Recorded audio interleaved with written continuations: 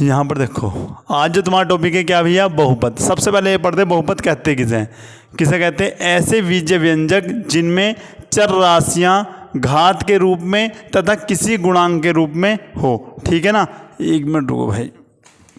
ठीक है, क्या लिखोगे, ऐसे बीजीय व्यंजक जिनमें चर राशियाँ घात के रूप में या फिर तथा किसी गुणांक के रूप में क्या हो।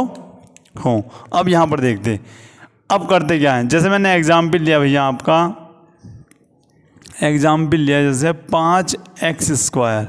ठीक है, तो घात के रूप में हो और गुणांक के रूप में भी हो। दूसरा मैंने लिया 2x² + 5, तो ये सब क्या है भैया, तुम्हारे बहुपद है। ठीक है, इसमें एक चीज़ यहाँ पर आई, क्या आई भैया, चर। तो सबसे पहले मैं बताऊंगा चर राशि और अचर राशि। चर राशि बताओ, चर राशि कौन कौन सी होती है, और एक मैं पढ़ाऊंगा आपको अचर राशि। देखो, चर राशि भी होती हैं जो तुमने पढ़ा होगा, ABCD और डॉट डॉट डॉट डॉट भैया XYZ। अगर इनमें से कोई मतलब इनमें से कुछ मिलता है तो वो क्या होती है भैया, आपकी चर राशि। ठीक है, और अचर जो होती हैं वो होती है भैया 1 2 3 4 डॉट डॉट डॉट डॉट कहाँ तक भैया, अनंत तक। ये क्या होती है भैया, आपकी अचर राशि। ठीक है, अगर मैं इसमें से पूछूं तो इसमें से कौन अचर है कौन चर है, बताओ। ठीक है, x जो है वो चर राशि है और 5 क्या है, आपकी अचर राशि। ठीक है, तो इतनी बात समझ में आ गया। ठीक, बहुपद समझ में आ गया, यानी ऐसे बीजीय व्यंजक जिनमें चर राशियाँ घात के रूप में है, घात के रूप में, और गुणांक के साथ हो। गुणांक मतलब 5x जैसे। ठीक है, ऐसी जो है 2x², तो ये जो हो गया गुणांक और घात के रूप में भी है। ठीक है, तो ये क्या हो गया आपका बहुपद। चर राशि समझ में आ गई, ABCD Z तक, और अचर राशि भैया 1 से कहाँ तक, अनंत तक। ठीक है, अब लिखते हैं बहुपद का सूत्र। बहुपद का सूत्र, अगर मैं सूत्र की बात करता हूँ तो यहाँ पर लिखते हैं भैया A0 + A1 x1। ठीक है, प्लस A2 x2⁻²। ठीक है, इसी प्रकार, नहीं एक मिनट, ये ऐसी रहेगा, A0 A1 x A2 x⁻² plus A3 x⁻³ और डॉट डॉट, और आपका आ जाता है AN x⁻n। इस प्रकार से ये आपका हो जाता है। ठीक है, अब क्या लिखोगे, जहाँ A0 + A1 + A2 + A3 और डॉट डॉट डॉट डॉट कहाँ तक, AN एक वास्तविक संख्या है, या फिर लिख लो वास्तविक संख्याएं हैं, वास्तविक संख्याएं हैं। ठीक है, और भैया आपका x एक क्या है, चर राशि है, चर राशि। बताओ, इतनी समझ में आया नहीं आया, आ गया। ठीक है, यानी इसके अकॉर्डिंग हम क्या करेंगे, सूत्र, ये सूत्र किसका है भैया, आपका बहुपद का। अभी मैं बताता हूँ, देखो जैसे ये है,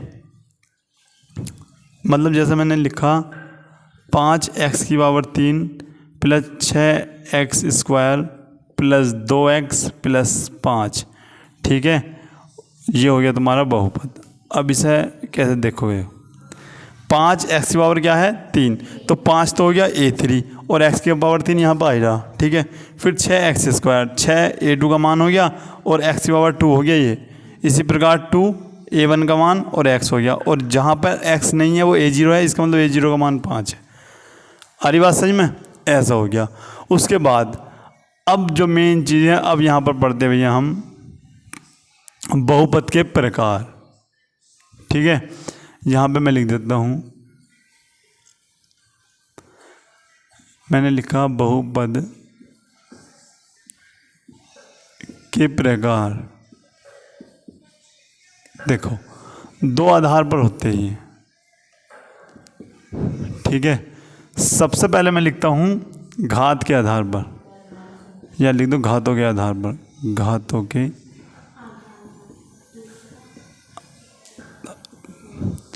और दूसरा लिखते भैया पद पर, पद के आधार पर, या फिर पदों लिखो, पदों के आधार। ठीक है। अगर मैं बात करता हूँ, एक मिनट रुकना,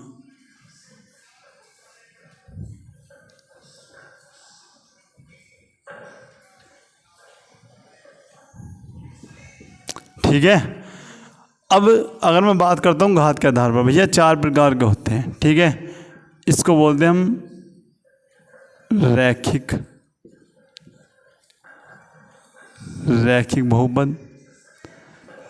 बहुपद, और एक आता आपका द्विघात बहुपद,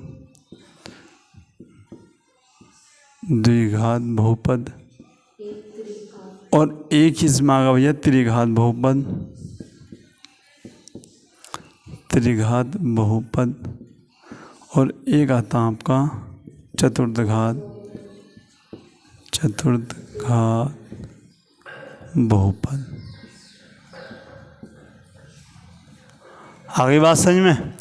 अब यहाँ पर क्या लिखते हैं भैया, यहाँ पर लिखते हैं नंबर 1 पे एक पदीय बहुपद, द्विपदीय बहुपद,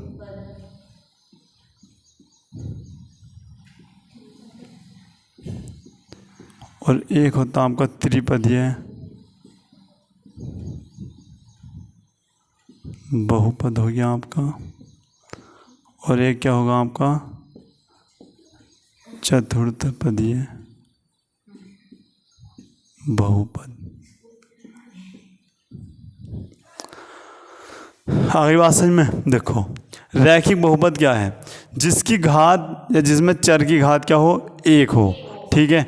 जैसे मैंने लिख लिया भैया आपका 2x, ठीक है, या फिर लिख लो 2x + 1। तो तुम कहोगे यहाँ पर x की घात कितनी है भैया, 1 है, यहाँ पर भी कितनी है, 1 है, तो ये क्या हो गया आपका रैखिक बहुपद। आ रही बात समझ में। दूसरे में क्या है भैया आपका द्विघात बहुपद, जिसमें घात कितनी हो भैया, 2 हो। इस प्रकार से मैंने आपका ये लिख दिया। लो जी, मैक्सिमम घात कितनी है, 2 है, तो ये हो जाता। दूसरा एग्जाम्पल मैंने लिखा भैया आपका इस प्रकार से, ये मैंने लिख दिया इस प्रकार से। आ रही बात समझ में। तो यहाँ पर एक ये हो गया और आपका दूसरा ये हो गया, ठीक है। त्रिघात बहुपद यानी घात कितनी होनी चाहिए भैया आपकी, 3,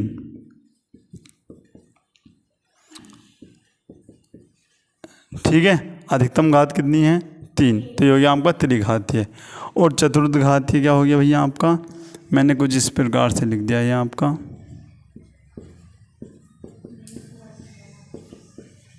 ठीक है। आगे बात समझ में, क्लियर इतनी बात, ठीक है। अब आता क्या है आपका एक पद, जिसमें एक पद हो। एक पद का मतलब क्या है भैया, एक पद का मतलब ये है केवल एक पद, जैसे 12x, ये एक पद हो गया, ठीक है। अगर द्विपद की बात करता हूँ तो जिसमें 2 पद हो, लो भैया ये 2 पद हो गए, ठीक है। चाहे यहाँ पर स्क्वायर लगाओ या मत लगाओ, ठीक है। पद देख रहे हो, एक पद ये रहा 5x और एक है 8, कितने पद हो गए, 2 पद। अगर मैं बात करता हूँ तुम्हारी त्रिपद की, तो इसमें भैया 3 पद आने चाहिए। तो ऐसा मान लिया मैंने, ये कुछ भी लिख सकते हो तुम, ठीक है। तो 3 पद हो गए। इसी प्रकार भैया यहाँ पर 4 पद मैं लिखता हूँ।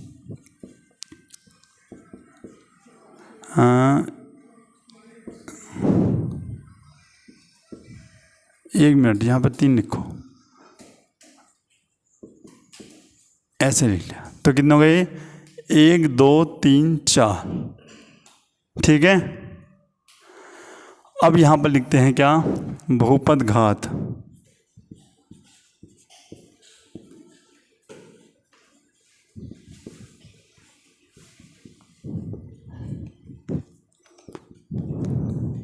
बताओ क्या होती है बहुपद की घात। यहाँ पे देखो, नहीं, डेफिनेशन क्या होती है, हालांकि आने ही नहीं लिखने को, लेकिन मैं बता रहा हूँ। देखो बहुपद की सबसे बड़ी घात का घातांक मैं लिख देता हूँ, बहुपद की सबसे बहुपद की सबसे बड़ी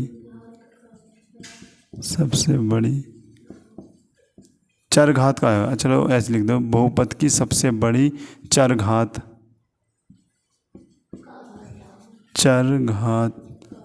के पद का घातांक। ठीक है, का घातांक बहुपद घात कहलाता है। बहुपद घात कहलाता है। देखो कैसे, जैसे मैंने लिख दिया आपका 2x⁵ plus 6x⁴ plus 8x⁴, फिर 9 लिख दिया और x⁴ प्लस 5x और भैया आपका लिख दिया 8। तो वो कहेगा बहुपद घात इसमें क्या है, तो बताओ क्या है, बहुपद की सबसे बड़ी चरघात। तो सबसे बड़ी चरघात क्या है, यो है।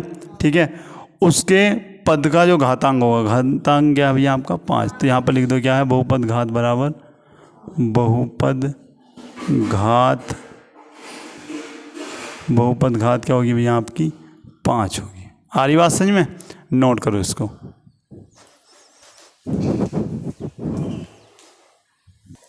यहाँ पर देखो भाई, अब यहाँ पर देखते हैं ग्राफ के आधार पर कोई ग्राफ एक्स अक्ष को जितनी बार काटता है उतने ही उसके क्या होते हैं, शून्यंक होते हैं। आ रही बात समझ में। यहाँ पर देखो, जैसा क्वेश्चन मिलेगा, ये बोर्ड एग्जाम में क्वेश्चन आता है आपका, जैसा भैया आपका ये ग्राफ है। ठीक है भाई, ये इसको बोलते हैं हम एक्स अक्ष। ठीक है, और इसको बोलते हैं क्या हम, वाई अक्ष। ठीक है, और देखो ये एक्स डैश होता है और ये आपका वाई डैश।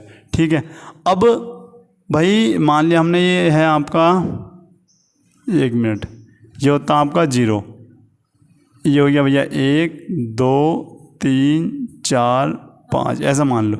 ये -1 -2 -3 -4। ठीक है, इसी प्रकार +1 होगा भैया आपका ये 2 3 4। ठीक है, और ये हो गया आपका -1 -2 -3 -4।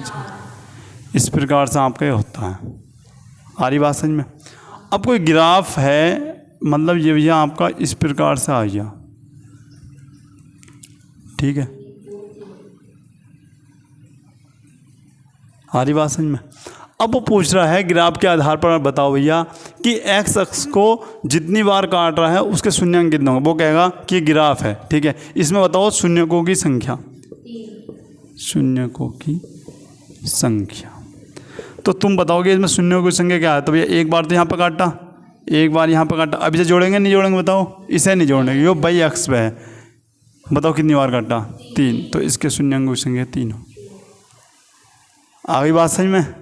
ठीक है बेटा, यहाँ पर देखता हूँ, देखो 1 मिनट। हाँ, अभी मैं यहाँ पर समझाता हूँ आपको। जैसे ये है, ठीक है, ये आपका एक्स अक्ष है, ये आपका वाई अक्ष है, और ये इस प्रकार से हो गया। बताओ यहाँ पर शून्यकों की संख्या कितनी है।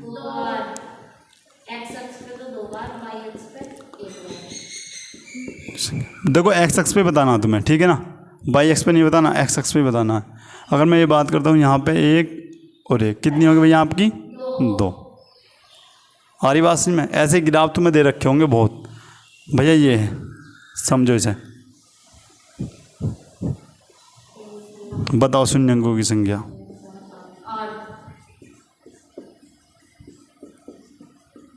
कितनी है, 8। देखो 1 2 3 4 5 6 7 8, 8 हो जाएगी। आई बात समझ में, नोट करो इसको भी। यहाँ पर देखो भैया, बेटा यहाँ पर देख लो। देखो अब लिखते हैं द्विघात बहुपद। द्विघात बहुपद के लिए अब ये समझ लेना, ये इम्पोर्टेंट सूत्र बनेगा यहाँ से। ठीक है, सूत्र लिखवा रहा हूँ, पहले समझो अच्छे से। द्विघात बहुपद के लिए जैसे माना कोई आपका बहुपद है ax² + bx + c के। देखो अगर तुमने बराबर 0 लिख दिया तो बहुपद नहीं रहने का, वो द्विघात समीकरण बन जाएगी। आ रही बात समझ में? बराबर लगाते ही ये क्या बन जाएगी? समीकरण। और बराबर नहीं लगाए तो क्या बन जाएगा? बहुपद। मान लिया भैया हमने कि A x square B x plus C के शून्यांक एल्फा व बीटा, एल्फा व बीटा हैं। अब यहाँ पे ध्यान समझो, तब ये आता क्वेश्चन यहाँ से बनेगा, शून्यांकों का योग। योग क्या होता है ये फॉर्मूला बनेगा, और शून्यांकों का गुणनफल। सबसे पहले शून्यांकों का योग देखो, तो देखो ये है एक्स, एक्स है ना, तो यहाँ पे लिखते हैं माइनस एक्स का गुणांक, माइनस एक्स का गुणांक, और फिर लिखते हैं बटे में। बटे में क्या लिखोगे भैया? एक्स स्क्वायर का गुणांक। अब तुम्हें ये गुणांक याद नहीं करने, तुम्हें डायरेक्ट याद करना है एल्फा प्लस बीटा माइनस, देखो मैं बताता हूँ, एक्स का गुणांक का मतलब क्या है? एक्स का गुणांक का मतलब है ये एक्स के आगे क्या लिखा हुआ है। तो देखो एक्स का गुणांक क्या है? बी, तो बी हो गया। अच्छा बताओ एक्स स्क्वायर का गुणांक क्या होगा भैया?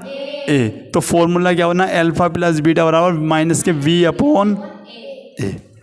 आ गई बात समझ में? अब दूसरा जो होगा तुम्हारा शून्यांकों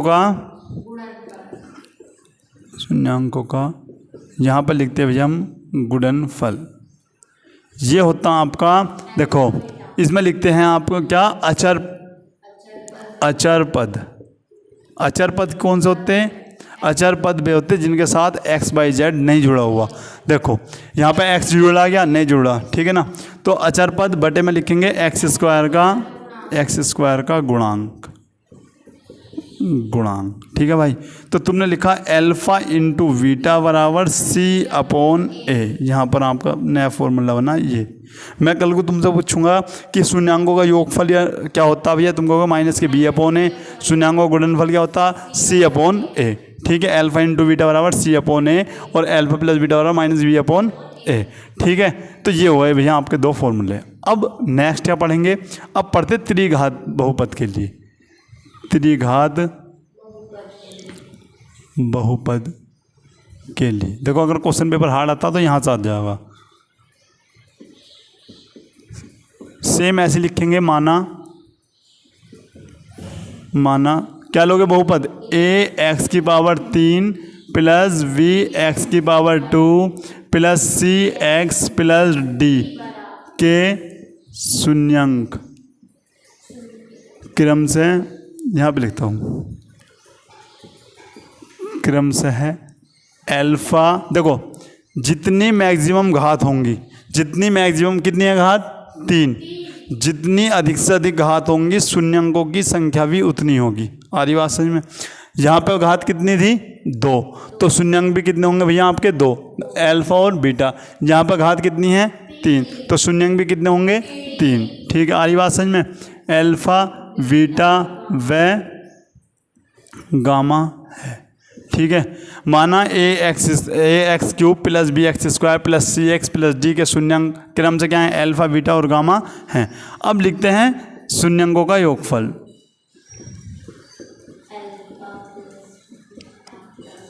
देखो इसमें क्या करते हैं? इसमें लिखते हैं माइनस के एक्स स्क्वायर का गुणांक, माइनस के एक्स स्क्वायर का गुणांक, और जो बटे में आप लिखोगे, एक मिनट, उसे लिखोगे भैया एक्स क्यूब का गुणांक। और अभी तुम्हें बताया गुणांक किसे कहते हैं, मतलब जो चीज़ दे रखी है, मतलब एक्स स्क्वायर दे रखा है तो एक्स स्क्वायर के आगे कौन सी संख्या लिखी है, ठीक है। तो यहाँ पे है तुम्हारा alpha plus beta plus gamma. अब बताओ एक्स स्क्वायर के आगे कौन क्या है भैया आपका? बी है, तो माइनस के बी हो जाता है। अच्छा क्यूब के आगे क्या है भैया आपका? ए है, तो ए हो जाता है। तो यहाँ पर क्या हुआ? Alpha plus beta plus gamma बराबर माइनस के वी अपॉन ए, ठीक है। ये हो जाता है आपका। इसी प्रकार एक आता है आपका alpha into beta, beta into gamma plus gamma into alpha, ठीक है।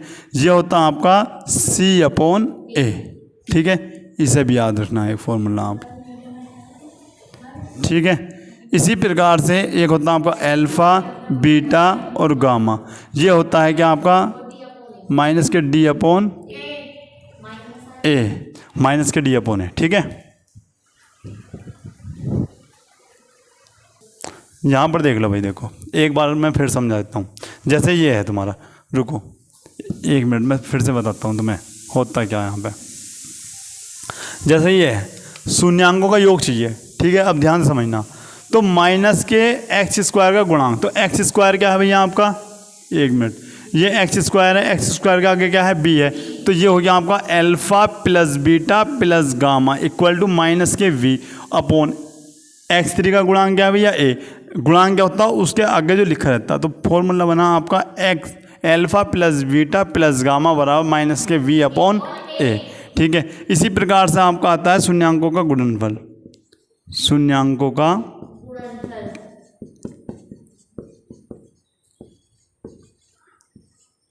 बराबर, देखो यहाँ पे देखो, अब क्या भैया यहाँ पर आता है alpha into beta, beta into gamma और गामा इंटू अल्फ़ा। ये क्या होता है, अब यहाँ पर लिखते हैं भैया हम, देखो हिंदी में लिखना चाहो तो यहाँ पर लिख सकते हैं माइनस के एक्स का गुणांक, नहीं प्लस क्या होगा, एक्स का गुणांक अपॉन में लिखोगे x3 का गुणांक। ठीक है भाई, यहाँ पे लिखो, ये तो है ही, क्या लिखोगे alpha into beta, beta into gamma और गामा इंटू अल्फ़ा। ये हो गया आपका c अपॉन ए। ठीक है, उसके बाद अब लिखते हैं हम alpha into beta into gamma. ये होता है आपका अचर पद, माइनस के अचर पद, और बटे में क्या आएगा भैया आपका x³ का गुणांक। ठीक है, तो यहाँ पे मैं लिखता हूँ, यहाँ लिख देता हूँ alpha into beta into gamma equal to minus के डी अपॉन ए। ये हो जाता है तुम्हारा सूत्र। आई बात समझ में, ये था इसका बड़ा तरीका। ठीक है, नोट कर लो इसको भी चाहें। यहाँ पर देखो, अब लिखते हैं द्विघात बहुपद बनाना। ये भी इम्पोर्टेंट है आपका, द्विघात बहुपद बनाना। देखो इसके लिए क्या होता है, कैसे आप बनाओगे द्विघात बहुपद, तो ये होता है आपका x² माइनस, यहाँ पे लिखते हैं अल्फ़ा प्लस बीटा और x और प्लस में लिख देते हैं अल्फ़ा इंटू बीटा। ये आपका बन गया।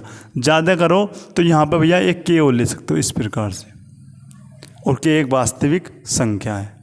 ठीक है, वैसे तो ये ले लो क्योंकि ले सकते हैं शुरू में गुणा में कुछ संख्या, वरना आपका ये भी है x² माइनस के alpha plus beta into x minus के प्लस है भैया अल्फ़ा इंटू बीटा। हिंदी में लिखना चाहो तो x² माइनस शून्यांकों का योग x plus alpha into beta. ठीक है, अब आता है त्रिघात बहुपद के लिए। त्रिघात बहुपद बनाना, यहाँ पे लिखते हैं x³ माइनस क्या लिखोगे alpha plus beta plus gamma और भैया x² प्लस लिखोगे, यहाँ पे लिखोगे alpha into beta, beta into gamma और गामा इंटू अल्फ़ा, और यहाँ पे लिखोगे x, यहाँ पे लिखोगे alpha into beta into gamma. ये हो जाता। ठीक है, या करके लिख लो, इसके आगे पर k लगा लेना। ठीक है, ऐसे आ रही बात समझ में, ये हो जाता आपका, ये हो जाता है तुम्हारे सूत्र। कल से करते हैं हम एक्सरसाइज स्टार्ट। आई बात समझ में, जो तो कैसी लगी क्लास, समझ में आया सब कुछ। ठीक है, मिलते हैं नेक्स्ट क्लास में, तब तक के लिए जय हिंद।